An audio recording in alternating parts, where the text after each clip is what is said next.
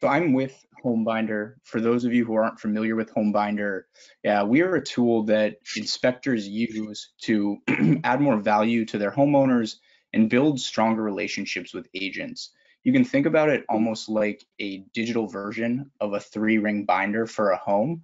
It has everything in it that the homeowner needs to keep track of, things like documents. It'll automatically populate uh, inspection reports out of the system. They can do capital expenses. They can keep track of inventory in case there's an emergency or rather a disaster, file a claim with their insurance company. It keeps track of projects, who did what, when, where. It can even keep track of paint colors by room. Say the husband or the wife is out of the house, one of the kids is drawing on the walls, they can call their significant other up and say, hey, I need this specific paint for this room. There's no finding empty, dusty paint cans or, trying to track down like some, sheet that you keep track of this information on. We even have appliance recall alerts built into the system. And I think the cornerstone of our binders are maintenance reminders. And now all of this is co-branded with the inspector and the agent so that you can keep the agent top of mind. And agents can't sign up for this. They have to go through a home binder partner, same with homeowners. And so these maintenance reminders that you're setting up for the homeowner, and these are set up a single time and then go out automatically, they open up at an 80% rate. And I use this figure, and it's compelling because the typical real estate email from a real estate agent to a past client opens at about a 19% rate. And agents are trying to find ways to stay in touch with past clients. And so when you go and say, hey, I have a solution that's going to automate these touches for you, and it opens up at about 80%, they really see the value of what you're doing. And the reason that these open at such a high rate is because they're not fluff, right? It's not, holiday email or a cookie recipe. It's a value add in a property specific email for the homeowner. And if you think like millennial buyers, and frankly, I'm a millennial myself, I'm 29, I'm on the market for a home. Most of my peers don't even know how to change the tire on a car, let alone what to do in their home and when to do it. And so as an inspector, you're an expert in this field, and we look to you and say, hey, what am I supposed to do in the house? And this is a way to provide that value to the homeowner, while simultaneously helping your agent stay top of mind with that client.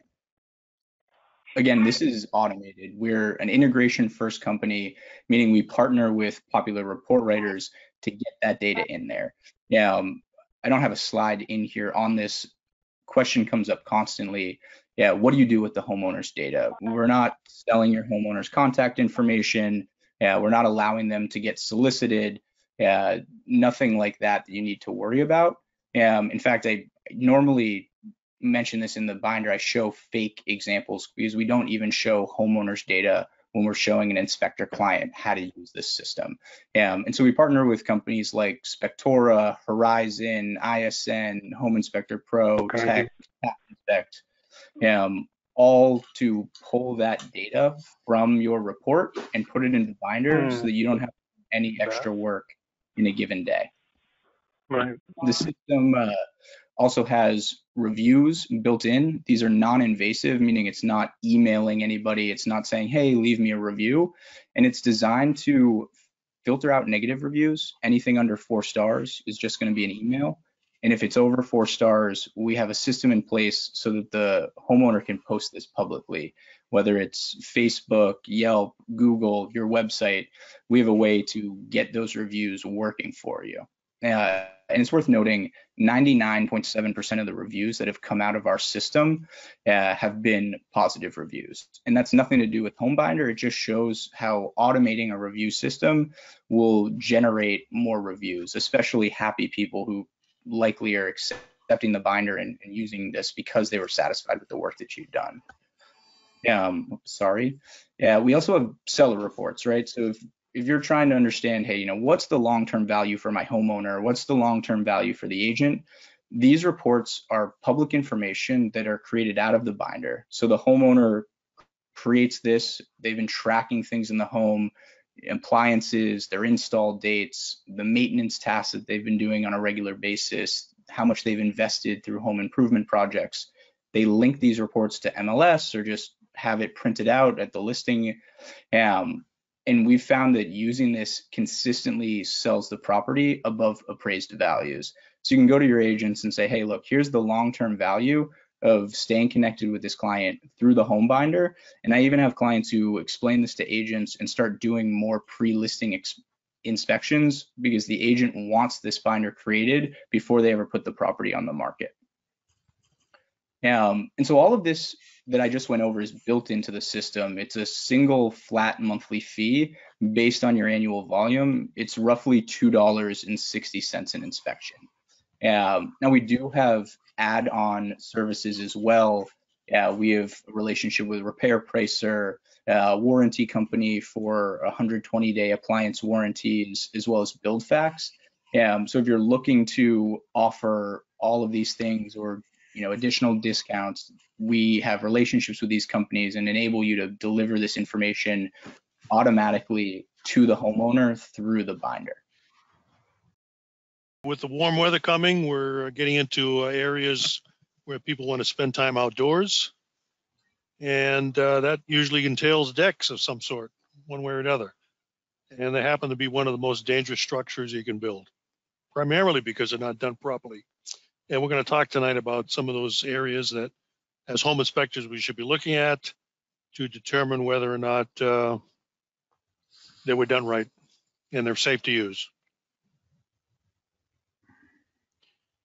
So, getting started with some definitions. Of course, we all know where the deck is, but officially, a deck is an exterior floor system supported on at least two opposing sides by an adjoining structure and or posts, piers, or other independent supports.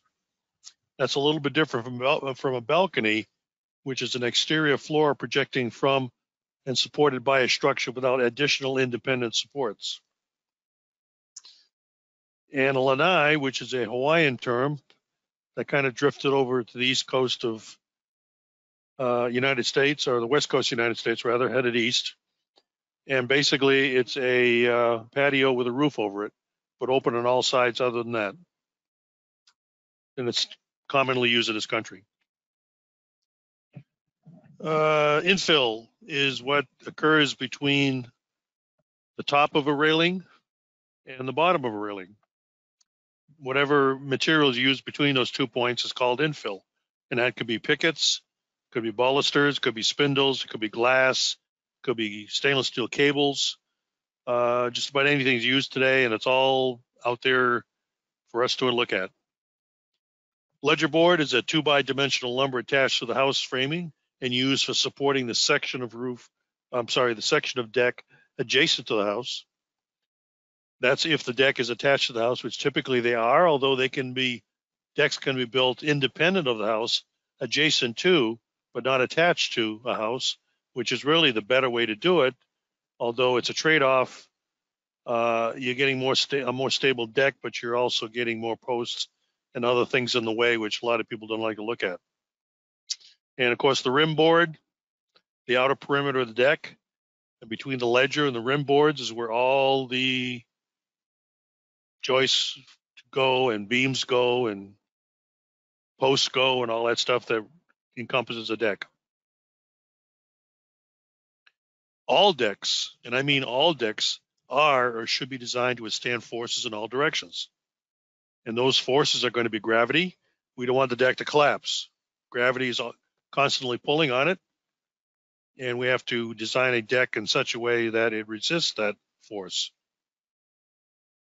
Uplift loads, hurricane force winds, tornadoes, things like that.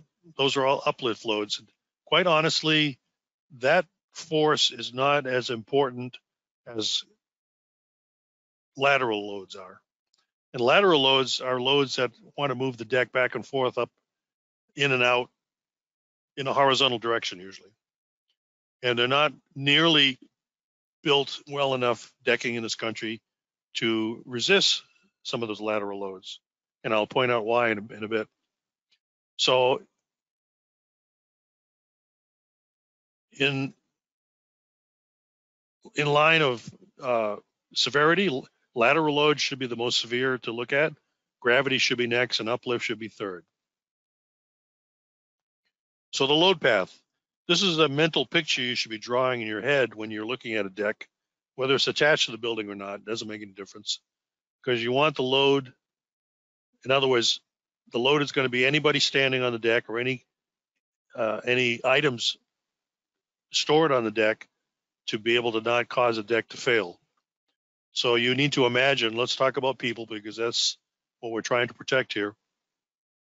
People standing on the deck, whether it's 1 or 2 people or 20 or 30 people, depending on what the deck can handle, that load, the weight of those people, has to be transferred through the structural members of the deck and the beams and the joists and the posts down to the ground and distributed throughout the ground and away from the deck.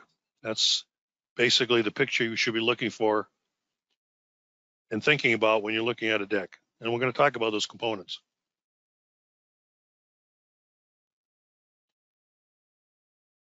So we have our ledger board, and that's the 2x dimensional lumber that's going to be attached to the building typically.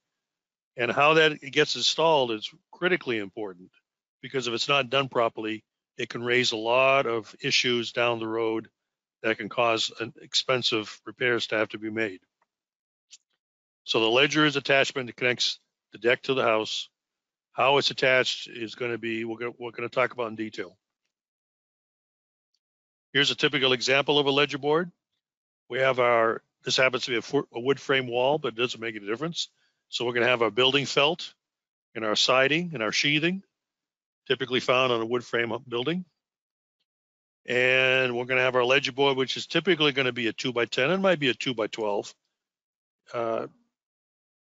Could be an LVL for that matter. They do make them for exterior use, but that's not as common as 2x dimensional lumber. And that's going to have to be attached to the wall in such a way that it will not fail.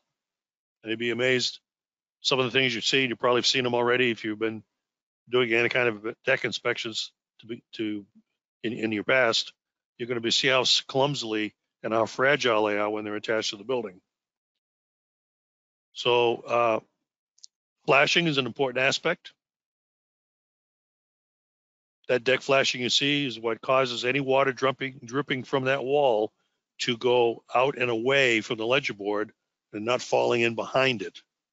And that's an important aspect which gets done improperly many times. Joist hangers are not necessarily required, but are commonly used because for the amount of function they serve, they do a good job and they're relatively inexpensive. Joists and so forth, those are all part of the decking framing.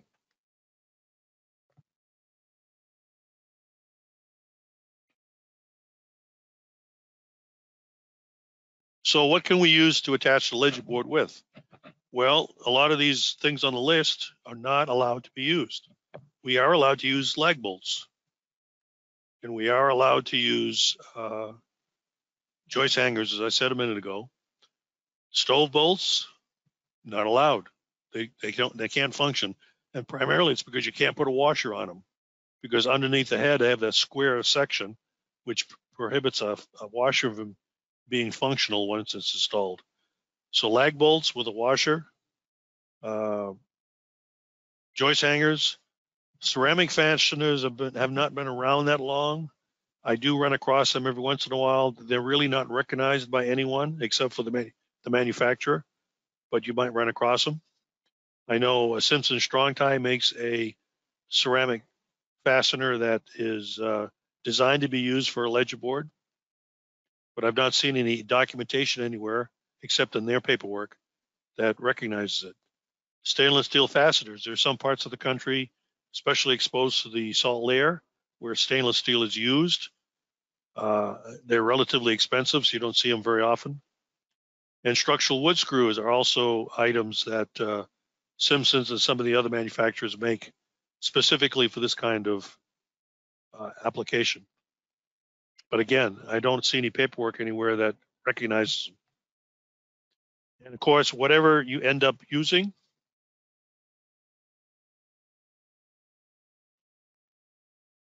typically lag bolts or anything like that, has to have a washer. Doesn't work without it. This is a 1924 deck that's sitting on a ledge right here. That's our ledger board. That's 2x4. They don't penetrate to the wall. They're just sitting on it.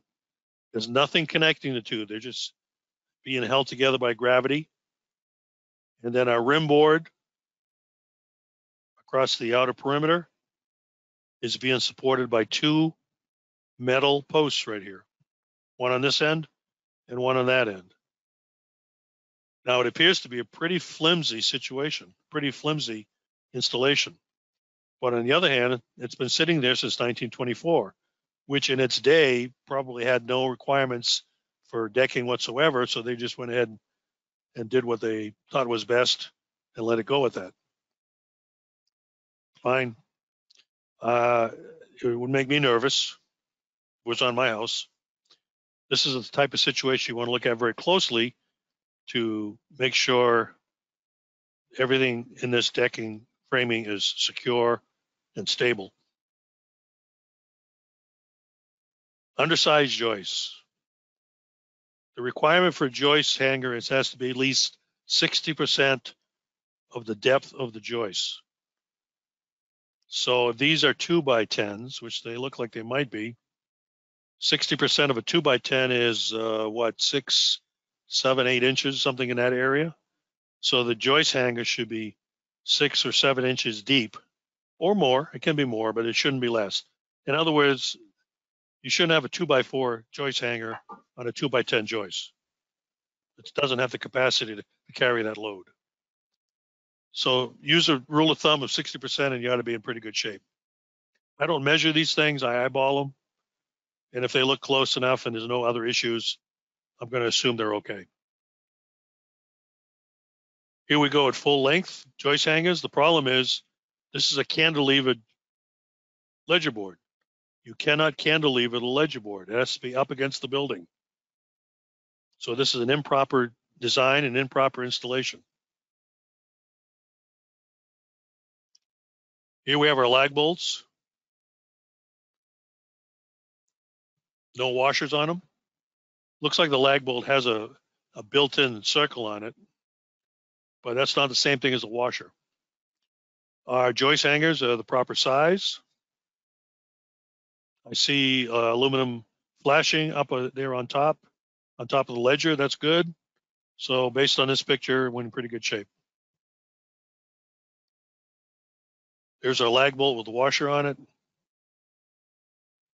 They don't have to be 3/4 of an inch thick. A half inch will suffice. Here, the ledger board is put on with nails. Looks like pneumatic nails. They were shot into place. And our joist hangers are a little bit suspect. I'd probably have to measure that to make sure it meets the requirement. And of course, you want to see a nail in every hole.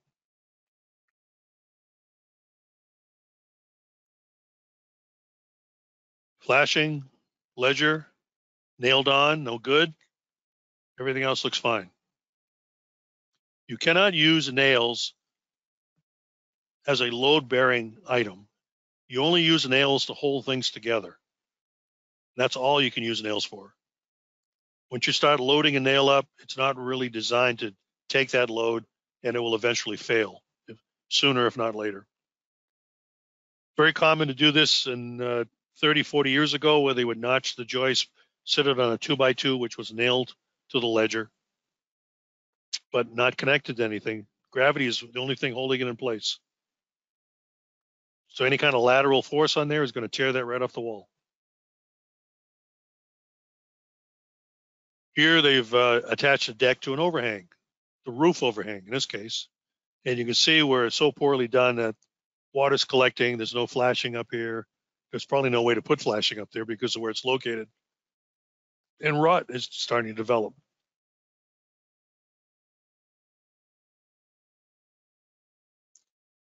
Lag bolts with washers on them. But again, this is not the way a joist hanger can be installed and actually function the way it should. Some of you may wonder why there are different holes in joists hangers, by the way. The round holes are designed for nails. The diamond shaped holes are designed for additional support depending on what the joist is being used for. So they're there, they don't usually require a nail in that hole, but they're there to put extra nails in if it calls for it. And there should be one in every hole, of course, every round hole. Here, again, they're loading the nails. They're putting a load on the nails. They have nothing supporting the joist underneath. That's our rim board right there. And these are being nailed from the outside in. And when you have nails running parallel to the grain of the wood, it doesn't have a very good capacity to hold those pieces together, because anything running parallel to the grain of the wood is a weak spot.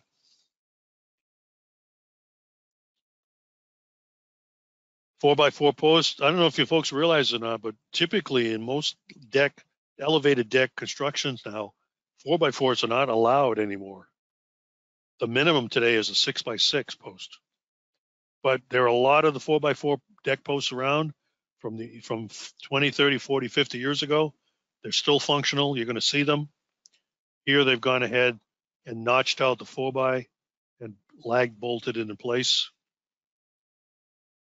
But again, they're using nails as the bearing point. Can't do that. Here's what happens most likely, and you read about this in the paper almost once a week, if not more, throughout the country, where a deck has failed for some reason. They either overloaded it or it was never quite right to begin with, and they just decided to fail at that point in time.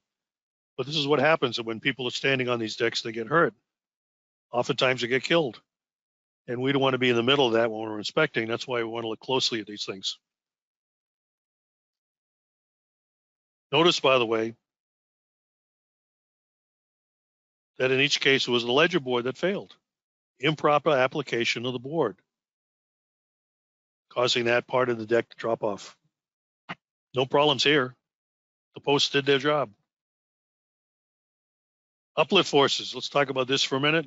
We have to have a way to tie everything together so any kind of inadvertent uplift force is going to resist the ability of the deck to be flipped out and up and out.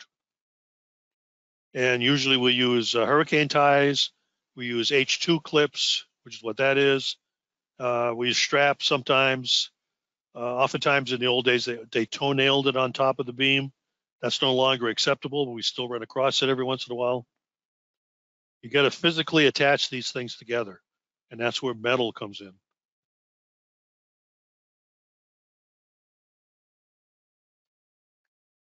Hurricane clips. Unfortunately now, the load of the deck is not allowing the hurricane clips to do their job, because the clip should be in a vertical position, and they're not. They're at an angle, which means they're putting a lateral force on the clip, which is really not designed to take. So this is a very suspect deck. It might be homemade. It's a house I inspected, but the people weren't home. They've gone ahead and strapped it down. Again, I would not give my approval on this deck without further evaluation. Very strange. No nailing. Well, you get a couple of toenails up here, but nothing down here. The only thing holding this in place is inertia. If a high wind were to come up to this area, it would take that deck right off. Lateral forces working on, you wouldn't think that's the case, but yes, lateral is horizontal forces, and they work on houses all the time, and they especially work on decks, which is why you have this leaning capacity right here. It's way out of plumb. And it's only a matter of time. They've strapped it down right here, but it's only a matter of time before that flips off the column and the deck collapses.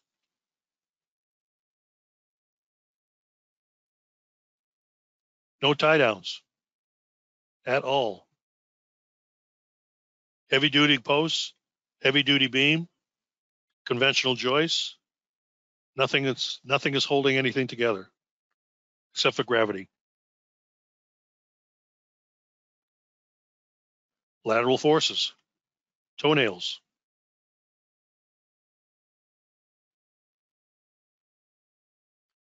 The load path. Remember, loads should be transferred to the ground via continuous path from the ledger board to the beam, from the beam to the post, from the post to the footer, and from the footer into the ground. And that's what's going to hold everything together. Typical decks are designed for 40 pounds a square foot of uniform loading. There are some parts of the country, especially up north, where they actually require 50 and 60 pound per square foot loading, and that's primarily because of snow loads.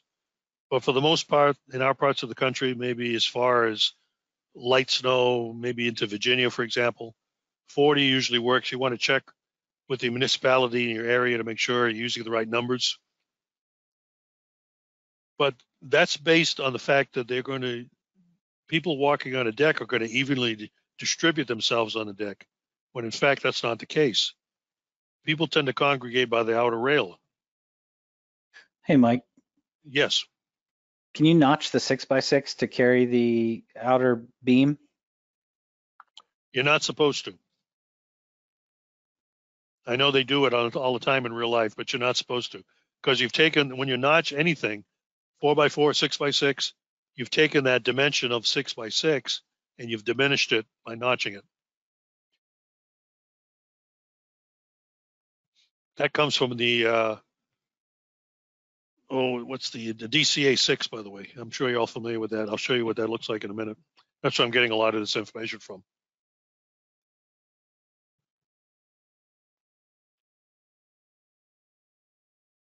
Beam to post connections.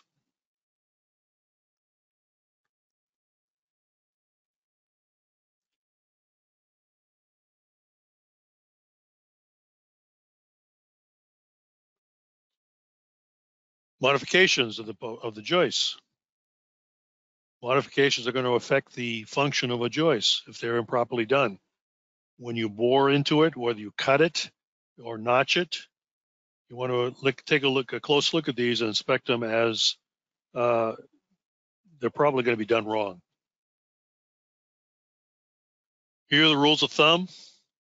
No boring top or bottom 2 inches of any joist. And the biggest hole you can make is going to be 1/3 the depth of the joist. If it's a 2x12, 1/3 of that would be what, 4 inches? So you can make a 4-inch hole as long as you stay 2 inches off the top and 2 inches up from the bottom. And if it's a smaller joist, of course, your hole is going to be smaller.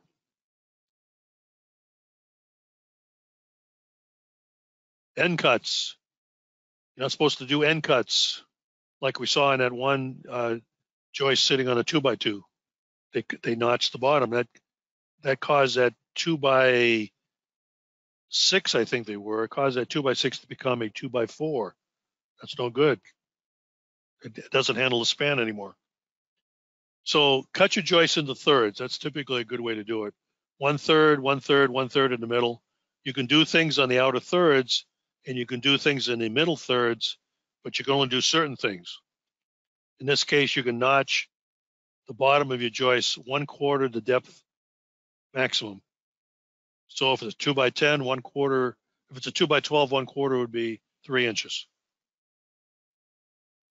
Same thing on the upper notch. No notching in the center third, top or bottom.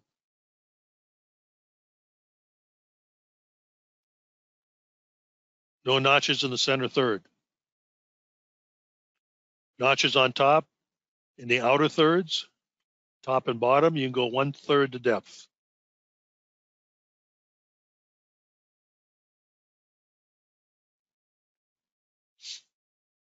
Obvious signs of decks failing. It's nice when this happens right when we're there, where we can see evidence of it, because it makes our job a lot easier. But typical defects would be deflection of joists, stair treads, beams, crushing of any kind of material, fractures or splitting of any kind of material like posts, for example, any kind of decay or rust developing on the metal connectors, decay on the wood. Most decking is made out of pressure treated lumber, but it has to be the right kind of pressure treated lumber. And sometimes they get mixed up when they purchased at Home Depot or Lowe's, because homeowners don't always know what they're buying. Any missing or improperly installed fasteners should be reported. Typical hold downs are hurricane clips, straps, joist hangers showing any kind of material like that, which are typically always going to be galvanized. Any kind of hangers showing powder, showing white powder, means the zinc is being sacrificed. These are hot dip galvanized. The outer coating is going to be a zinc. Red rust means rust is developing more than 5%. Red rust means the clip has failed and needs to be replaced. You'll see whole rows of those sometimes when you're inspecting decks with a lot of age on them. They're no longer doing their job. You want to recommend they be replaced. Deflection.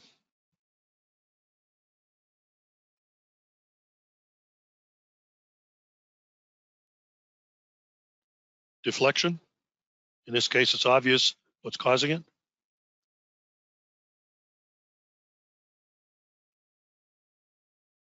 Staircase deflection, stair treads. Overspan of the 2x, whatever they might be. They look like 2x6s. Deflection of the joists. Probably overspan. That's usually what causes deflection, is overspanning. They should have gone with the next higher joist size. Crushing. Wood cellulose is very, very strong when it's parallel to the grain, like a post, for example. But it's not so strong when it's perpendicular to the grain. Now, we have a load here on a beam where the wood cells, the wood material is perpendicular to the load.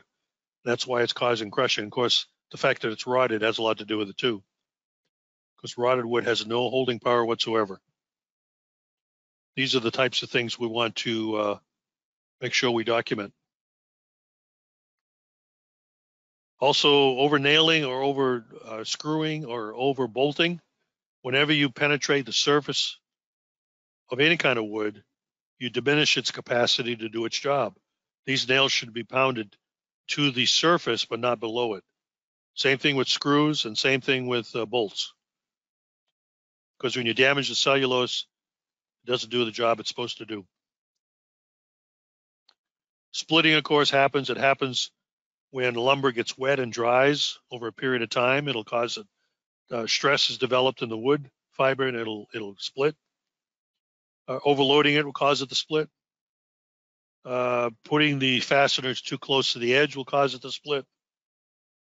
Stuff like that. Split and gapped. You can see where the wood is splitting here. The nails have been popped out. That's a screw. But the nails are no longer holding the wood down, and it's causing curling to occur at the ends.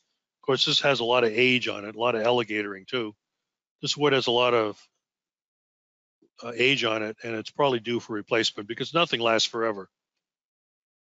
And also, you've got to consider the condition of the nails because they will rust out over a period of time. They no longer function once they're rusty. Decay and rust. Typical nails that have been in wood for a certain period of time, and they no longer have the holding power they used to have. When you nail things together, it's the friction of the nail shaft against the wood fiber that causes things to stay together. And pounding a nail through wood gives it a tremendous capacity through friction to hold the lumber together. But when the nail starts to rust, it diminishes its circumference and no longer has that friction associated with it anymore. So it's basically just loose in the hole. Oftentimes you can see a really rusty nail in a really old piece of lumber and you actually pull it out with your fingers because the circumference of the nail is diminished so much. Hey, Mike. Yeah. There's a comment here that I see post split all the time. At what point is, sorry about that, what point is the post splitting not acceptable?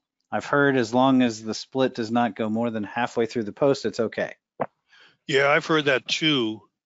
You got to look at it like you do cracks on a wall, on a concrete block wall. Splits accumulate. They might be in different areas of a post, for example, but you got to consider the accumulation of all of them, not just the fact that they're separate from each other. It's a judgment call. If the lumber, let's say it's a post, that's usually where the splits occur. It's a judgment call. Is the post really doing its job, or is it one out of many posts holding the deck up? Are there other considerations that you need to look at? I would use my judgment on that. I would lean towards being conservative about it and tell them that it's an issue. Also, the size of the splits, the cracks. How much space do you have between them? You know, are they really big cracks?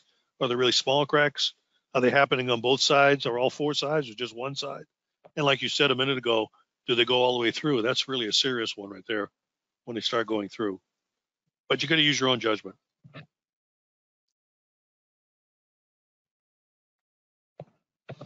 You can pull these nails right out with your fingers. And the decking is pretty well worn out. See that a lot on docks and decks. Okay, so why does lumber move? Why do planks curl and cup? Well, it depends on what part of the tree they're cut from. You can either have them cut. You can either cut lumber perpendicular to the growth rings or parallel to the growth rings. Now you get more lumber if you cut a tree parallel to the growth rings, but also you end up with more cupping and curling as a result. If you cut lumber from a tree trunk perpendicular to the growth rings, it has a tendency to be more stable. And that's why you will see that kind of lumber in finished wood, finished work instead of rough sawn. Is it really important that we know that as home inspectors? No, but it gives you a window into why wood does what it does. So why is wood behaving like it does? Why does it age? Why does it get old and gray? There are basically two kinds of non-destructive fungi. That's usually the main culprit with wood. We have mold fungi, growth on non-organic surfaces, and we have stain fungi such as mildew, grows anywhere there is high constant moisture. Those types of fungi do not typically affect lumber to any extent because they're not eating the cells. They're growing on a surface where there's a lot of moisture and it's constant. It allows the spores to grow. On the other hand, we also have decay fungi, which dissolve cellulose. Those are the wood cells. They eat it as food. They'll also eat anything organic, clothing, leather, paper, anything that has a cellular veneer to it. Fungi can eat it. They'll treat it as food. And they do that by secreting enzymes that in turn dissolves the cellular walls. The strength in wood is in the cellular walls, of course. You know, you can take a cubic inch of lumber, let's say southern yellow pine. You can take a cubic inch of southern yellow pine and run the cells perpendicular to where it's sitting, where the cube is sitting on. In other words, they're in the vertical position, and you can stack 3 car loads on top of that, and that lumber will hold that load. That's how strong it can be. But you turn that cube 90 degrees, it'll crush it. Here's an old lawn chair made out of PVC. You can see there's mold growing. It's out of direct sunlight when the chair is sitting upright. It's out of sunlight. It's constantly wet from the morning dew, and mold is growing on it. But the kind we're worried about is decay fungi, because that's what's going to eat the wood. In order for fungi to thrive, it needs 4 basic conditions. It needs to have oxygen. Of course, it's going to be around all the time. Most fungi requires at least 20% oxygen for decay to occur, and that's what we have in our atmosphere. Moisture has to be wet. Water is essential for decay and reproduction, but you don't want too much because too much moisture causes the fungi to not be able to reproduce, and too little, the same thing happens. It's too dry. The ideal span is 20 to 30% moisture content, which in the southeast United States, for example, in the summertime, relative humidity is 90, 95%. Fungi love that stuff. They're at home. We need temperature.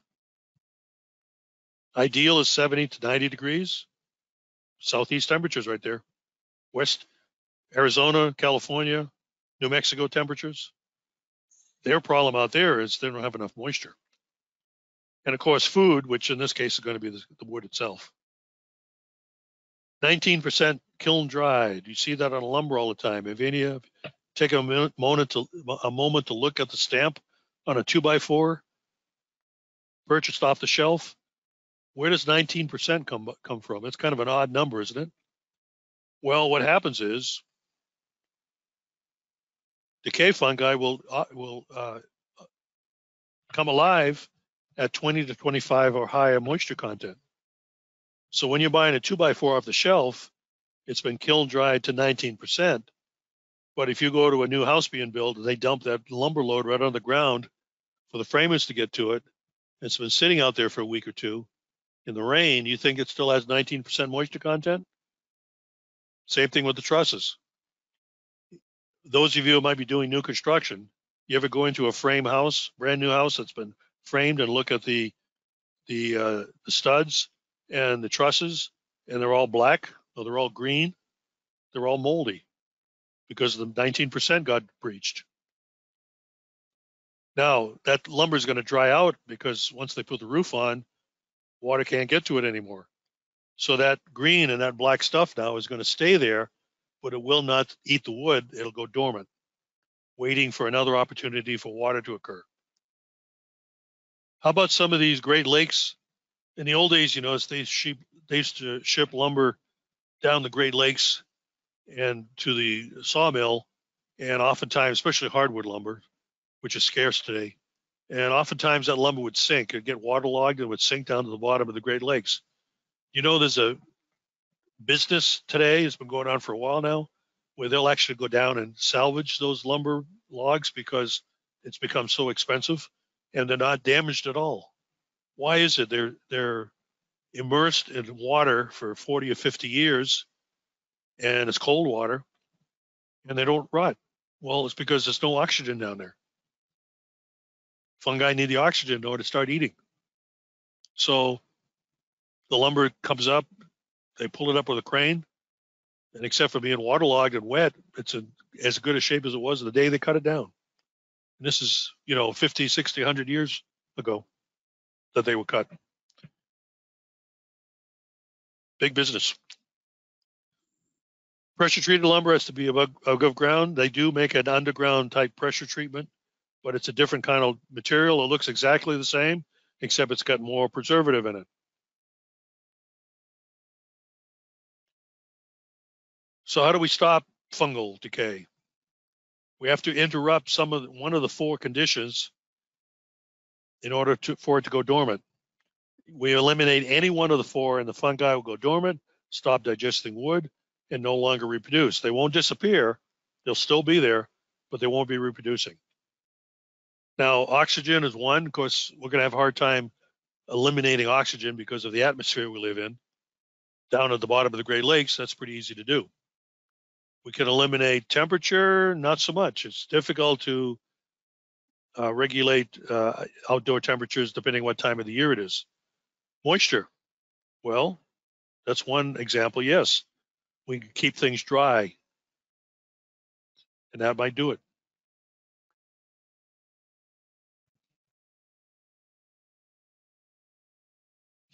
More often than not, rot and decay are obvious by sight or by probing. When it's not so obvious, try this method. Rot can be revealed on framing lumber, decking, posts, so forth, by using this test method. You want to use an ice pick, an awl, a screwdriver, or similar tool for this test. Penetrate the wood at an area that is known to be in good condition. That's the control area. Then penetrate the wood at a suspected site and compare the two. That's the rotted area that you suspect. If fungal decay is present, it should be obvious as the splinter emerges.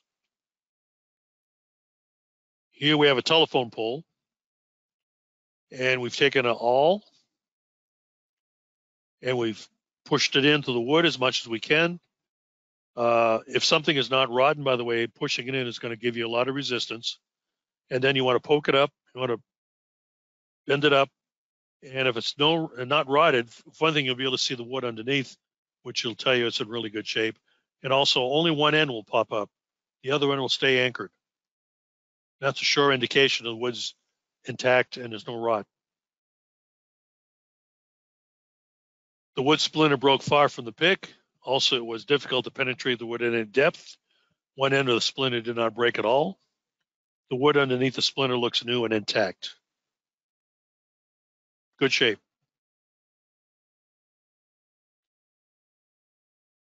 Here's a deck plank. Same principle. We took our awl, we shoved it in, popped it up, and the splinter broke in the middle. It's probably a pretty good indicator as the wood is slowly rotting, even though there's no visible sign of it. Here's a purlin up in an attic. Same test. Broke. It's rotted, or the indications of rot. It might still be in good shape. It might still have the capacity to carry the load it's been given, but it's only going to get worse because once rot starts, it continues unless we stop one of the 4 requirements for it to stay alive. Floor joist beam. We put our awl in there, popped it up, it anchored on one end, broke on the other. Nice clean wood underneath. No rot. Try it next time you're doing some decking or docking or whatever, outside beaming and stuff. Let me know how it works out. Important and recurring numbers for decks, stairs, and rails. Something that's less than or equal to 30 inches off the ground is the maximum height of a deck with no railing. Greater than 34 inches, the minimum height of a handrail on stairs. 34 to 38 inches is typically where you find the handrail. Less than or equal to 38 inches, the max height of handrail on stairs. 4 inches, maximum spacing of infill, center to center. 6 inches, the old spacing for infill separation, center to center. Also the max spacing from tread to rail.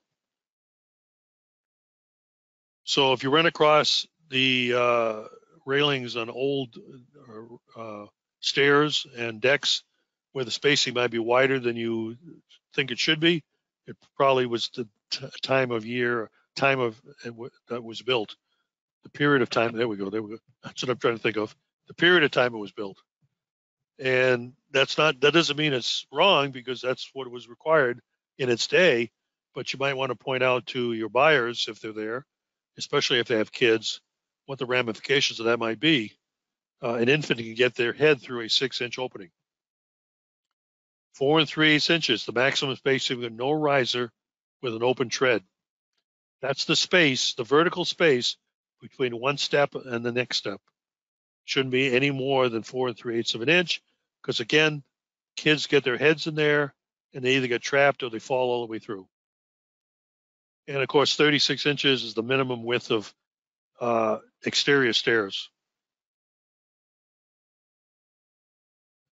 There's a diagram of what we just spoke on. There's our 6 inches here between the bottom of our rail and the tread. No more than 6 inches of opening, again, for children's safety. And here's our riser.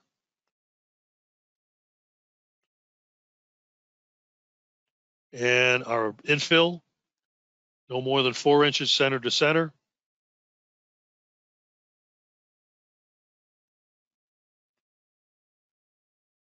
Minimum live loads evenly distributed. Of course, we talked about this a minute ago. Decks, 40 pounds per square foot.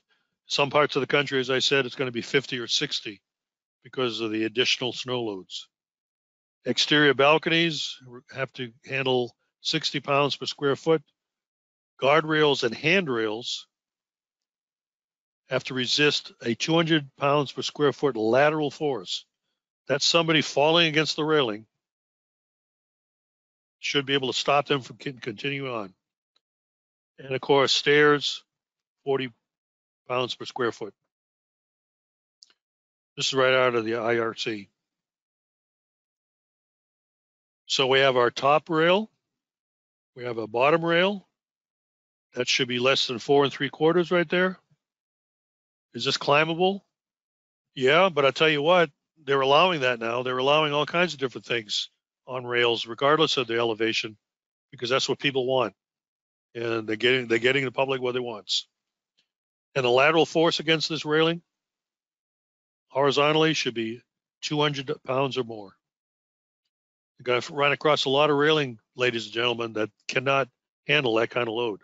You can tell just by looking at them.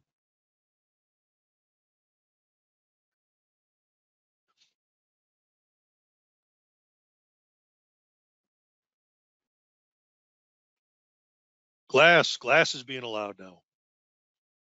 We have open decking, but we have solid panels underneath. So what's happening to all that water that's falling down through? Can't see it. Questionable. Post, 4x4 post with a beam on top.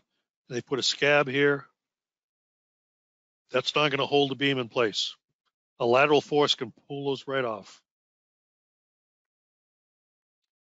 Now, when you're inspecting and the authority having jurisdiction in your locality, in your market area, says they're accepted, it's okay, all you can do is write it up as a cautionary tale in your report. You can't tell them it's wrong when the municipal inspector's saying it's all right. So you got to use a little common sense when you're doing this stuff. Very common to see decks like this and rails from the 1970s and 80s in my market area where they would just nail things together. Here we have nails running parallel to the grain. You can just bump that with your hip with no amount of force whatsoever, and it's going to separate because the nail cannot create friction with the cells running parallel to it. It only creates friction when the cells are perpendicular to the nail shaft. And the pickets will, under no circumstances will pickets be able to resist 200 pounds laterally. They just can't do it. They're going to break. But people use this stuff all the time because they like the rustic look. So when is a deck a dock?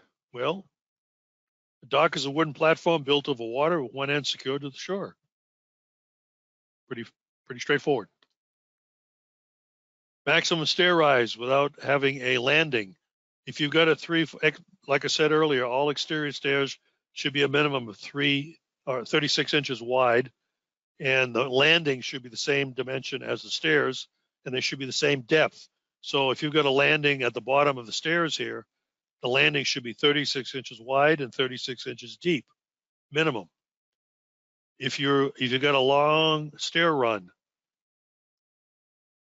then you have to have a landing somewhere in that run. And right here it says 12 feet maximum from vertically now. In this case, when you got a really long distance, you can put the landing anywhere you want as long as you don't violate the 12-foot rule. Most contractors would probably center them just for the look of it. It makes it look better.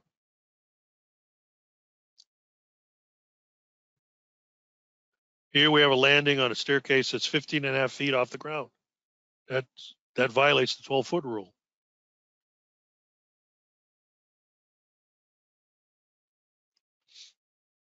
$14 feet. No good. One landing to the next. On the other hand, these places were built and nobody said anything about it. The municipal inspector didn't even pay attention.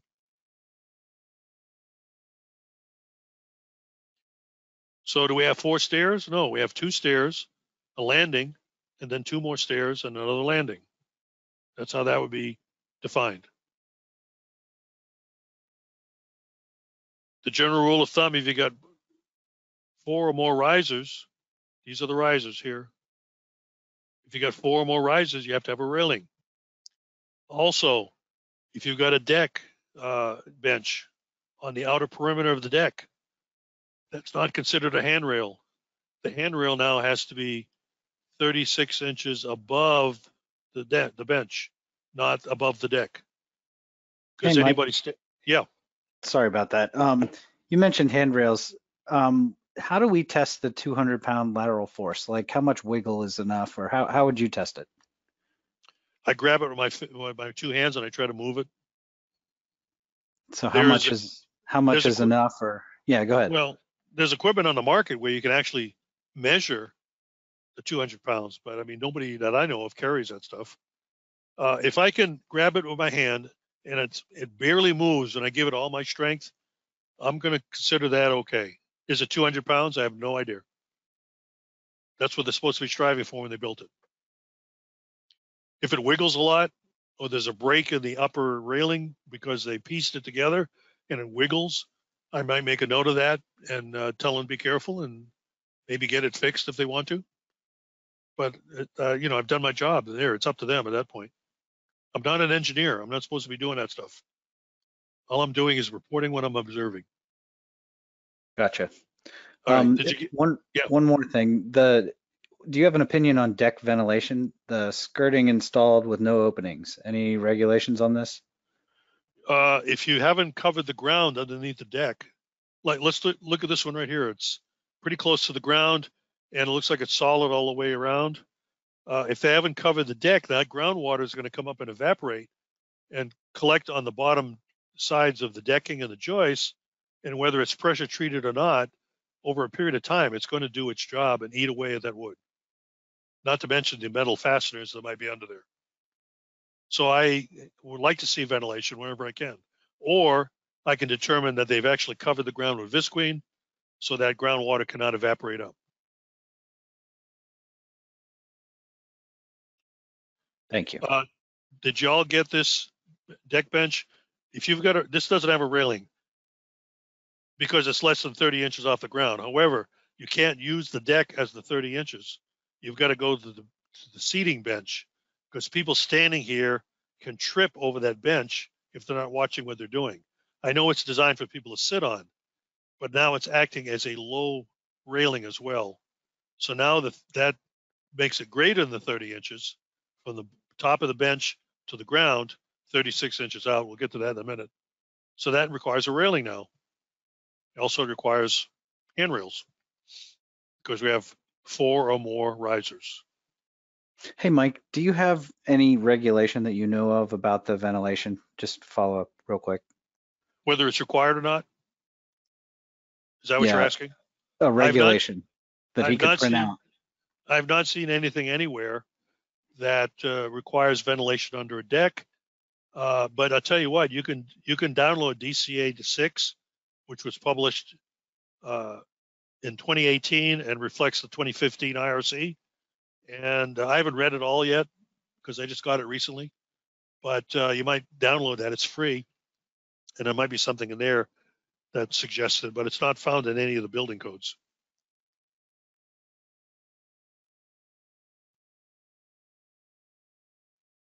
Here we have a deck that's could walk out. There's a sliding glass door, and we have to determine what the elevation from the ground is. Now, you don't take the elevation from the ground right at the edge of the deck. You take it 36 inches out away from the deck. And the reasoning for that is because if somebody falls, they don't fall right at the edge of the deck. They fall down here. So this might be less than 30 inches right here. But 36 inches out, if it's more than 30 inches, which I believe in this case it was, then that requires a railing, which it does not have. Where were the municipal inspectors when his house was inspected? Well, unfortunately, they don't always do what they're supposed to, which is why our industry exists. Okay, according new pier and post spacing, according to the 0912 IRC, the IRC and most codes adapted from the IRC and the DCA 6 DCA 6 was originally published in 07. It's put out by the American Wood Council. Its official title is Prescriptive Residential Wood Deck Construction Guide. It is affectionately referred to as DCA 6. Free, fully detailed copy can be downloaded at that address right there, if any of you are interested. It's a really handy guide to have if you're doing any kind of deck inspections, because I'll tell you right now, the IRC, and in my state, the FBC, which is the Florida Building Code, they only superficially address any kind of reference to decks, and they always refer to the DCA and some of the other publications that go into more detail. That's all they do. They don't tell you anything about decking, how it should be put together, anything like that, in any of the building codes. Only by reference. Hey, Mike. So it's handy. Yeah. Do built-in deck benches require 36 inches above the seating surface? That's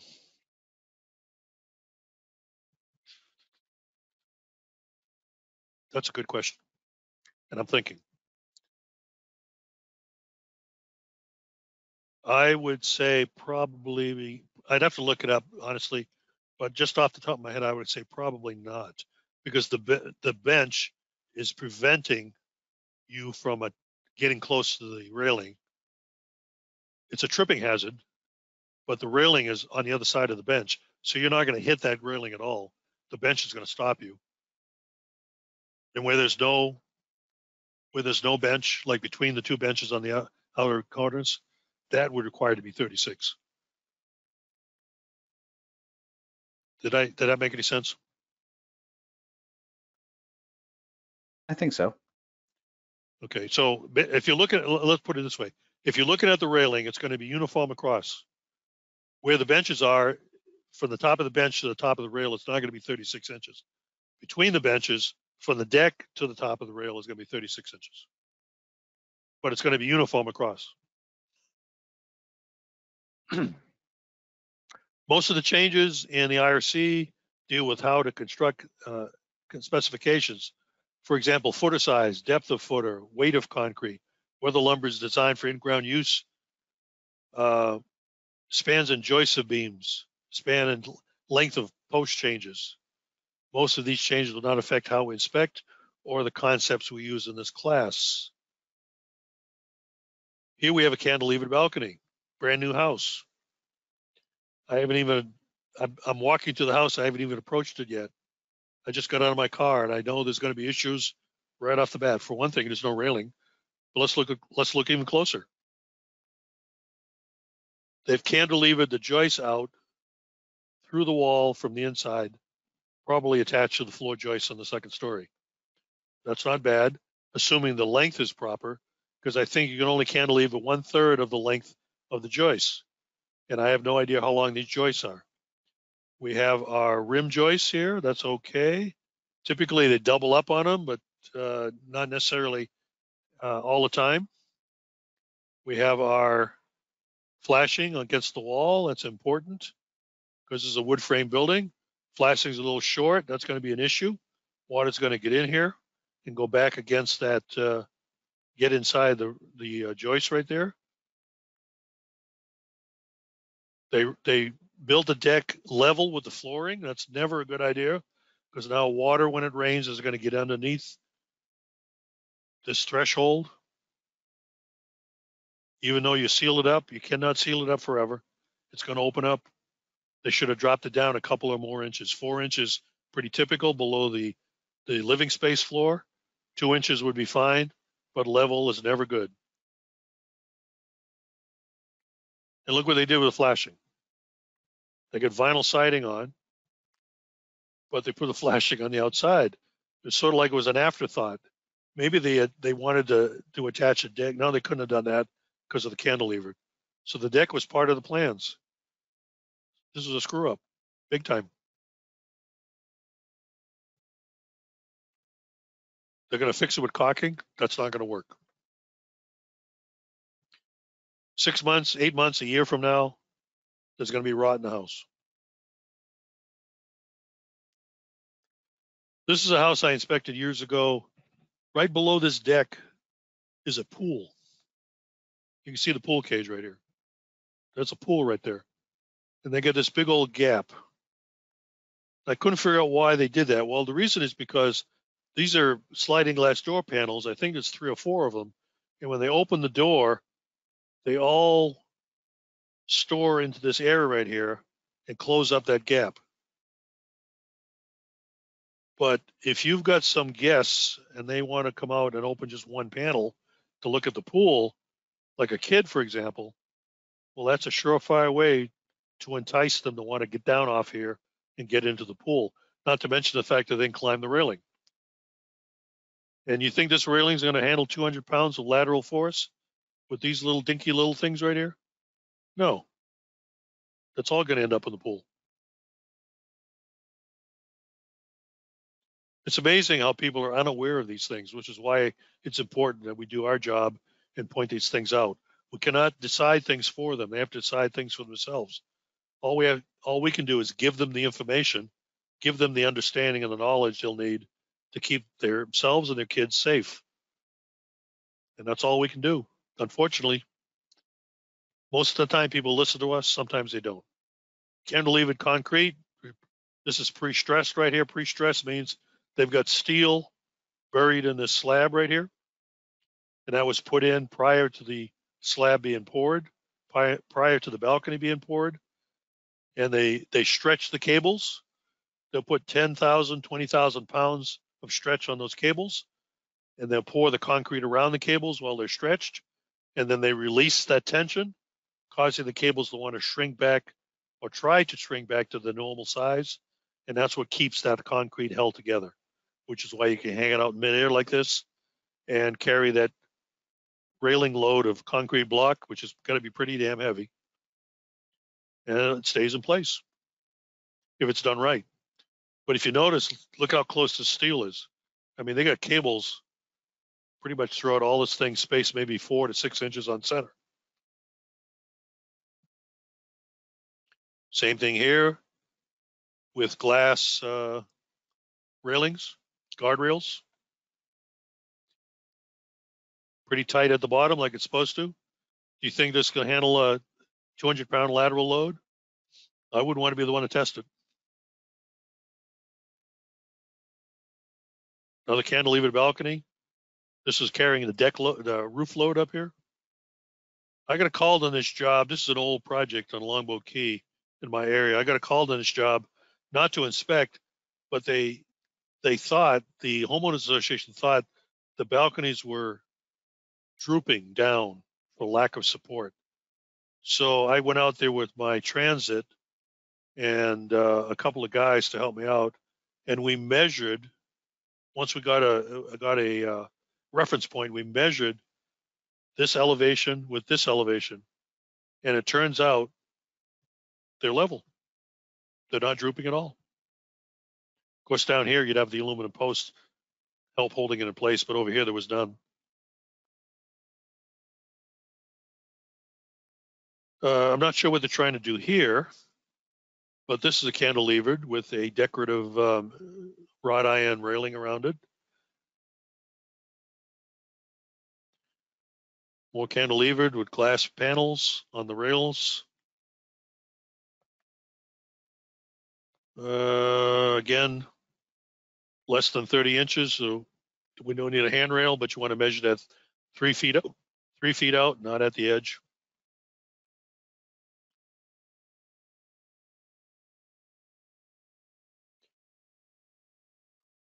One, two, three, 4 risers. And this step right here is out of step with the others. They have to be within 3/8 of an inch of each other in elevation. And you can see here where that's not the case. That becomes automatically a tripping hazard. The other aspect of it is needs a handrail. Again, you can't force people to do this stuff. You have to recommend it and hope they do the right thing for their own safety. Tripping hazard. They're not uniform, the risers. They're not uniform, the risers. This is more than 30 inches right here.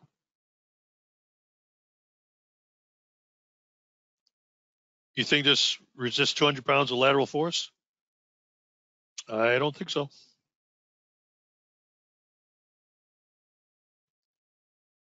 See what I mean with pickets?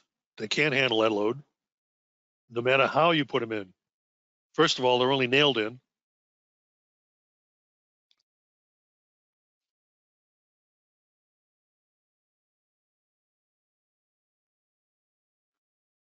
You Hey, remember I Mike. mentioned? Yeah.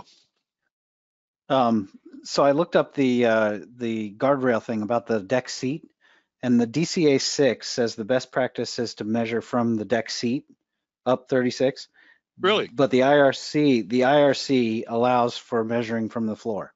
So they're in conflict about that Yeah. issue. And if of the two, I would go with DCA 6. Because like I said, Me too. IRC does not do a lot of detailing on this stuff. It's one of those examples that you just mentioned here that there's a conflict. One question just came up. Does the infill have to withstand 200 pounds or just the railing? 50 pounds. 50 pounds for the infill, Has to 200 resist for the 50 railing. pounds. And these pickets won't be able to do that. It'll pull the nails right out. You put 50 pounds laterally against these things, and they'll pull right out. Hollis, it's 9:30, and I've got a little bit more to go. What do you want to do?